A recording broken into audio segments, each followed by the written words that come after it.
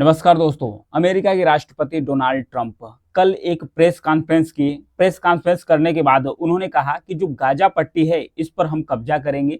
कब्जा करने के बाद इस पर रिसोर्ट सेंटर का एक सिटी बनाएंगे। यहाँ से पर रोजगार भी मिलेगा पश्चिमी एशिया को, और इसके बाद यहाँ पर टूरिज्म के लिए एक नया सेंटर भी खुल जाएगा। इनका सपोर्ट इजराइल के जो प्रधानमंत्री है बेंजामिन नेतान्याहू, ये भी इनका सपोर्ट कर रहे थे। जो अमेरिका के राष्ट्रपति डोनाल्ड ट्रंप है इनका सपोर्ट करते ये भी नजर आ रहे थे।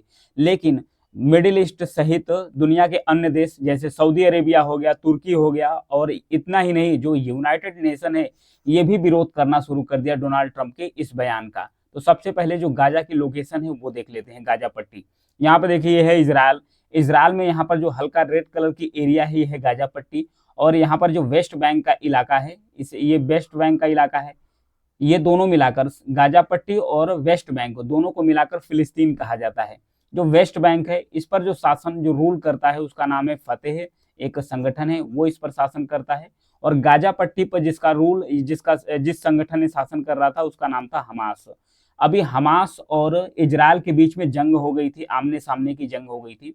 इसमें जो गाजा पट्टी है उस पर पूरी तरीके से ये तबाह हो चुका है, डिस्ट्रॉय हो चुका है, क्योंकि बहुत ज्यादा इजराइल ने इस पर बम्बार्ड कर दिया है। क्योंकि जो गाजा पट्टी का जो हमास संगठन है ये 200-250 इजरायली लोगों को बंधक बना लिया था, इजराइल में अटैक किया था। उसके बदले में इजराइल ने यहाँ पर ताबड़तोड़ फायरिंग कर दी है। उसके बाद डोनाल्ड ट्रंप अब कह रहे हैं कि जो गाजा पट्टी है इसको अमेरिका अपने कब्जे में लेगा। कब्जे में लेने के बाद इस पर वर्ल्ड क्लास का जो रिसोर्ट सिटी है वो बनाएगा। मिडिल ईस्ट के कई देशों ने ट्रंप के इस बयान का विरोध भी किए। सऊदी अरेबिया तो कहा कि हम फिलिस्तीन के लोगों के साथ खड़े हैं। गाजा में जो साम्राज्यवादी नियत है इसको किसी तरीके से हम फिलिस्तीन के अंदर से, यानी गाजा पट्टी और वेस्ट बैंक के अंदर हम किसी भी तरीके से हम घुसने नहीं देंगे। ये कह रहे हैं कौन? सऊदी अरेबिया कह रहे हैं। और सऊदी अरेबिया इतना ही नहीं, सऊदी अरेबिया ने कहा कि अगर गाजा पट्टी और वेस्ट बैंक अस्तित्व में रहता है, फिलिस्तीन अगर अस्तित्व में रहता है, तब ही हम इजराइल के साथ भी अपना संबंध रखेंगे, अन्यथा जो इजराइल है इसके साथ भी वो संबंध तोड़ने वाले हैं। तो यहाँ पर देखिए गाजा स्ट्रिप को देख सकते हैं, इसका थोड़ा सा चौड़ा मैप है। यहाँ पर रफा बॉर्डर से, यहाँ पर हैंड बॉर्डर है, यहाँ पर जबीला है, गाजा है, यहाँ पर गाजा स्ट्रिप यानी गाजा पट्टी के नाम से जाना जाता है। यहाँ पर देखिए इजराइल के कॉर्नर में बसा है, मेडिटेरियन सी है इसके इर्द गिर्द। और भी समझते हैं जो यूनाइटेड नेशन है वो क्या कहा।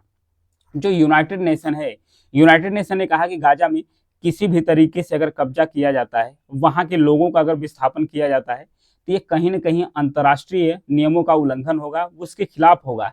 इतना ही नहीं, जो मानवाधिकार है उसका भी उल्लंघन होगा। मानवाधिकार का उल्लंघन करना गलत होगा, ये कह रहा है यूनाइटेड नेशंस डोनाल्ड ट्रंप के बयान पर आने के बाद। लेकिन डोनाल्ड ट्रंप कह क्या रहे हैं? डोनाल्ड ट्रंप कह रहे हैं कि जो गाजा पट्टी है ये एक शापित जगह हो चुकी है।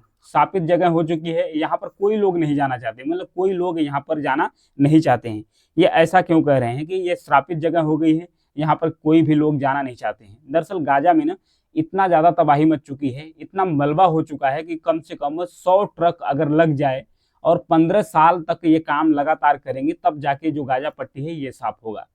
92% जो गाजा पट्टी के घर हैं वो क्षतिग्रस्त हो चुके हैं या बिल्कुल नष्ट हो चुके हैं। वहीं 95% जो स्कूल हैं वो क्षतिग्रस्त या बिल्कुल नष्ट हो चुके हैं। सड़कें टूट चुकी हैं। पानी के स्रोत 25% भी नहीं बचा है, मतलब 25% भी जो जल स्रोत है वो नहीं बचा है। गाजा में 5 करोड़ टन मलबा फैला हुआ है। यह मात्रा इतनी है कि गीजा का जो ग्रेट पिरामिड्स है वो 12 भर सकता है, इतना ज्यादा मलबा यहाँ पर जुटा है। वहीं कहा जा रहा है कि जो 100 ट्रक है अगर 24 घंटे यहाँ पर लगे रहती है तो मलबा हटाने में करीब 15 साल लग जाएंगे। 10,000 करोड़ रुपए से ज्यादा यहाँ पर खर्चा हो सकता है। वहीं अगर गाजा की बात किया जाए तो यहाँ पर कोई किसी भी तरीके का न अस्पताल बचा है। 12 लाख लोगों को सांस की बीमारी यहाँ पर फैल चुकी है। 36 अस्पतालों में से सभी क्षतिग्रस्त हैं। 17 आंशिक तौर पर चालू चल रहे हैं। पूरे युद्ध के दौरान स्वास्थ्य सुविधाओं पर 654 हमले किए गए। गाजा का 5.6 लाख लोग डायरिया से पीड़ित है। 2024 में सांस के संक्रमण के कारण 12 लाख लोगों का जो केस है वो देखने को मिला। गर्भवती महिलाएं और बच्चे पूरी तरीके से प्रभावित हैं गाजा के अंदर।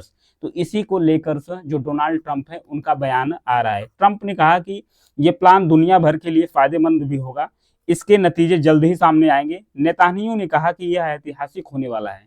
जो नेतान्याहू यानी कि जो इजराइल के प्रधानमंत्री, उन्होंने कहा कि ये जो फैसला होगा ऐतिहासिक होगा। क्योंकि उन्होंने कहा कि जो गाजा पट्टी है बारूदी सुरंगों और आतंकी गुफाओं से पटा पड़ा है। पूरे गाजा को समतल बनाकर वहां पर एक इंफ्रास्ट्रक्चर डेवलप किया जाएगा। और ट्रंप ने कहा कि बदहाल गाजा आप स्थापित जगह है, वहां कोई नहीं जाना चाहता है। जो गाजा के लोग हैं इन्हें बसाया कहाँ जाएगा? इन्हें बसाया जाएगा जॉर्डन में और इजिप्ट में। लगभग 23 लाख लोग हैं, 23 लाख लोग हैं। इन्हें इजिप्ट और जॉर्डन में जगह जगह पर बसाया जाएगा और इसे वर्ल्ड क्लास का बनाया जाएगा। लेकिन वहीं मिडिल ईस्ट के कई ऐसे देश हैं, जैसे में यहाँ पर देखिए ये हो गया तुर्की हो गया, फिर जॉर्डन हो गया, सीरिया हो गया, इजिप्ट हो गया। इतना ही नहीं, जो सऊदी अरेबिया है वो भी विरोध करना शुरू कर दिया है। सऊदी अरेबिया भी कह रहा है कि हम जो फैसला है डोनाल्ड ट्रंप का, इसके हम खिलाफ हैं, हम इसका पूरी तरीके से विरोध करते हैं। ट्रंप भले ही गाजा को अपने कंट्रोल में लेने की बात कर रहे हैं, लेकिन क्या वह यह काम आसानी से कर पाएंगे? इसके लिए थोड़ा सा कुछ एक्सपर्ट्स की बातों, जो एक्सपर्ट हैं उनकी अलग अलग राय के बारे में समझते हैं। गाजा पर अमेरिका के कब्जा है, ये संभव है? कितना संभव है, कितना हो पाएगा, इसके बारे में थोड़ा सा समझते हैं कि क्या डोनाल्ड ट्रंप इसको कब्जा कर पाएंगे। तो ये जो गाजा पट्टी है, पहले इसे देखिए। अंतर्राष्ट्रीय नियम और संधियां गाजा पर अमेरिका का जो पूर्ण कब्जे है उसके आड़े आ सकती है आसानी से। लेकिन नेतान्याहू का ट्रंप को समर्थन है, वे गाजा को लीज पर दे सकते हैं। अभी जो बेंजामिन नेतान्याहू है, ये जो गाजा पट्टी है इसको क्या कर सकते हैं? लीज पर दे सकते हैं। किसको? डोनाल्ड ट्रंप को। वो कैसे दे सकते हैं? क्योंकि गाजा एक स्वायत्त शासित क्षेत्र है, ये फिलिस्तीन के पास है, लेकिन सैन्य और प्रशासनिक कब्जा किसका है इस समय? इजरायल का है।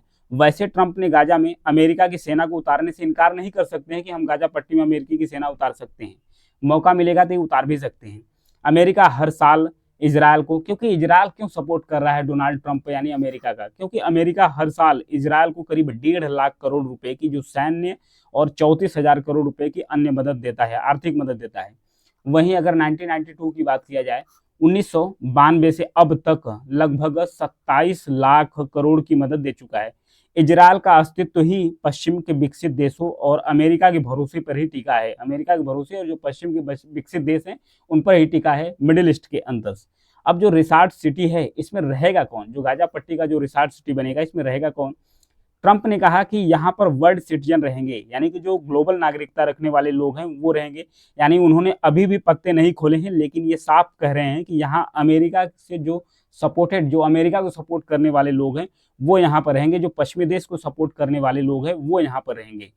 अब ट्रंप के जो प्लान है उसके विरोध में कौन कौन है? मिडिल ईस्ट के तो पूरे लोग हैं, यूनाइटेड नेशन भी है, सऊदी अरेबिया है, सब लोग यहाँ पर अलग अलग तरीके से विरोध कर रहे हैं। अब थोड़ा सा और भी गाजा के बारे में थोड़ा सा और कंडीशन देख लेते हैं। 16% लोगों को अकाल जैसी हालात में रहना पड़ रहा है। जो गाजा पट्टी है उसकी जो 41% आबादी है वो भोजन की गंभीर संकट का सामना कर रही है। और उसके बाद है जो 34% लोग हैं उनको भोजन जुटाने में मुश्किल आ रही है। खेती से जुड़े जो 96% जो संपदा होती है वो पूरी तरीके से ध्वस्त हो चुकी है। गाजा पूरी तरीके से बाहरी मदद पर ही निर्भर है। हर महीने 15,000 ट्रक जरूरी सामान लेकर पहुंचती है। दिसंबर में तो 2205 ट्रक वहां पर आए थे जरूरी सामान लेकर। यहाँ पर देखिए लाइन लगाकर जो गाजा पट्टी के लोग हैं, फिलिस्तीन के लोग हैं, वहां पर पहुंच रहे हैं। तो क्या ट्रंप को इतना आसान होगा? क्योंकि वो और भी बयान दे चुके हैं, जैसे ग्रीनलैंड द्वीप पर कब्जे की बात, पनामा नहर पर जो टेक ओवर है उसकी बात कर चुके हैं। और जो कनाडा है, कनाडा को तो उन्होंने कहा कि कनाडा को हम अमेरिका का 91वां राज्य ही बना देंगे। तो ये सब सारी बातें जो ट्रंप के द्वारा कहा जा रहा है ये मुश्किल है, क्योंकि इसे पूरा कर पाना बहुत ज़्यादा आसान नहीं होगा। इतना ही नहीं, जो अमेरिका के अंदर जो जन्मजात नागरिकता है उसको इन्होंने एक एग्जीक्यूटिव आर्डर्स यानी जो कार्यकारी आदेश है उसके कारण वो खत्म कर दिए हैं कि अब अमेरिका में जो जन्मजात नागरिकता मिलता है वो नहीं मिल पाएगा। जैसे होता क्या है, 150 साल पुराना नियम है। जैसे कोई भी बाहरी व्यक्ति चाहे H1B वीजा के माध्यम से चाहे किसी तरीके से अमेरिका के अंदर जॉब या नौकरी करता है, तो वहाँ अगर उन्हें किसी भी बच्चा होता है, वहाँ उनका किसी बच्चे का जन्म होता है, तो उसे अमेरिका की जन्मजात ही नागरिकता मिल जाती है। अब उस नागरिकता को डोनाल्ड ट्रंप खत्म कर देंगे कि उन्होंने कहा कि बाहर से कोई भी कर्मचारी आएगा काम करेगा तो उनके बच्चों का अगर जन्म होगा अमेरिका में तो उन्हें नागरिकता नहीं मिलेगी। लेकिन अमेरिका का एक संघीय कोर्ट था, अमेरिका का एक संघीय कोर्ट था, उसने कहा क्या, जो इनका आर्डर था, जो एग्जीक्यूटिव कार्यकारी आदेश था डोनाल्ड ट्रंप का, उनको अस्थायी तौर पर रोक लगा दी है। तो अब देखने वाली बात यह है कि डोनाल्ड ट्रंप कितना अपने मन से और कितना और फिर उसके बाद कोर्ट की सहमति से कितना अन्य देशों के समर्थन से क्या कुछ कर पाते हैं। Thank you.